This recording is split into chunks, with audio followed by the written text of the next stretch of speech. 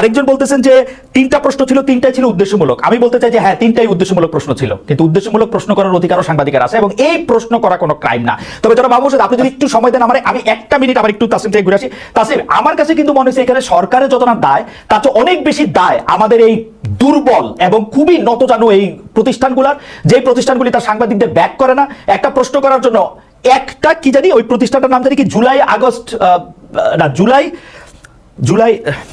July revolutionary ওরকম একটা সংস্থা তাকে বলছে যে মার্চ করবে, ওর একটা লাইনে ও তিনটা লোকে চাকরি খেয়ে ফেলছে, তিনটা প্রতিষ্ঠান। এইটা নিয়ে যদি আপনি একটু দেখেন যে সারা দুনিয়াতে এরকম কখনো হয়, মানে একটা প্রশ্ন করে আসে তারা ব্যাক না করে তারা স্যাক করে দেয়।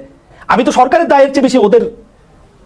না, আমি অবশ্যই আমি আপনাকে বলতে পারি যে আমার যে প্রতিষ্ঠান নেত্র নিউজ, সেখানে তো আমরা তো বরং যখন আমাদের সাংবাদিকরা রিপোর্টার, আমাদের এখন ঢাকাতে একটা ব্যুরো অফিস আছে, আমরা মাত্র শুরু করেছি, এবং আমাদের রিপোর্টাররা বিভিন্ন সরকারি বিভিন্ন ইয়েতে জানো কি বলে প্রেস কনফারেন্স গুলোতে ওনারা অংশগ্রহণ করেন, হ্যাঁ, এবং প্রশ্ন করেন, এবং আমাদের কোনো ধরনের বাধা ধরা সেখানে দেয়া নাই যে এই প্রশ্ন করা যাবে না। বরং এটা বলা আছে যে তুমি প্রশ্ন করবা, তোমার যদি এরপরে কোনো ধরনের সমস্যা হয়, কেউ তোমাকে বুলি করতে চায় বা কেউ তোমাকে ভয় দেখায়, দেন ইমিডিয়েটলি ইনফর্ম ইউর অফিস।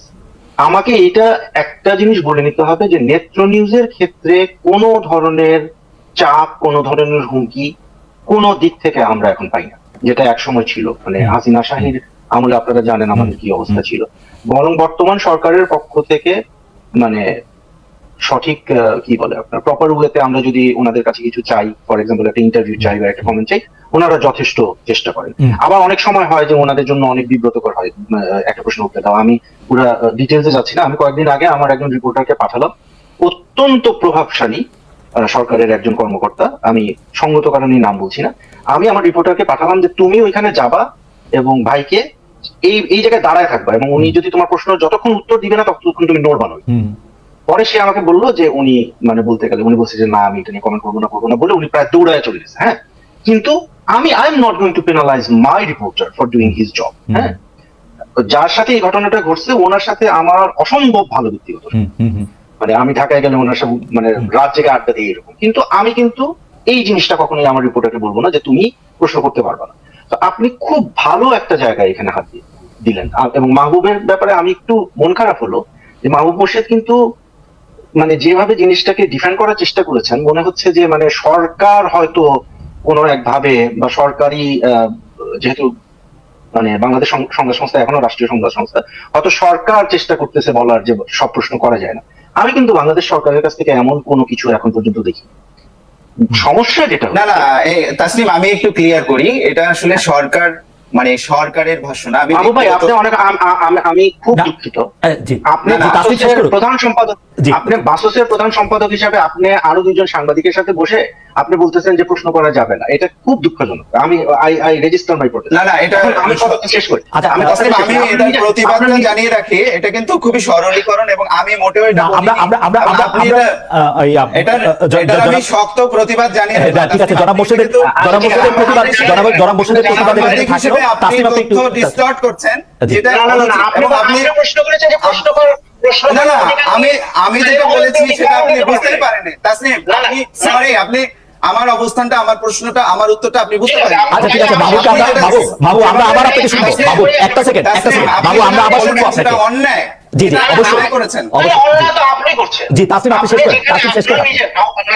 আপনি অন্যায়টা তো আপনি নিজে করছেন। বাংলাদেশ সংবাদ সংস্থার কোনো নীতি নাই, আপনার মুখের কথা, যে সাংবাদিক ওই প্রশ্ন করতে পারবেন না, এবং you are trying to impose যে না সাংবাদিকরা সব প্রশ্ন করতে পারবে না। এটা কি একটা দ্বিচারিতা হয়ে গেল না? এনিওয়ে, খালেদ যে আমি একটু বলি,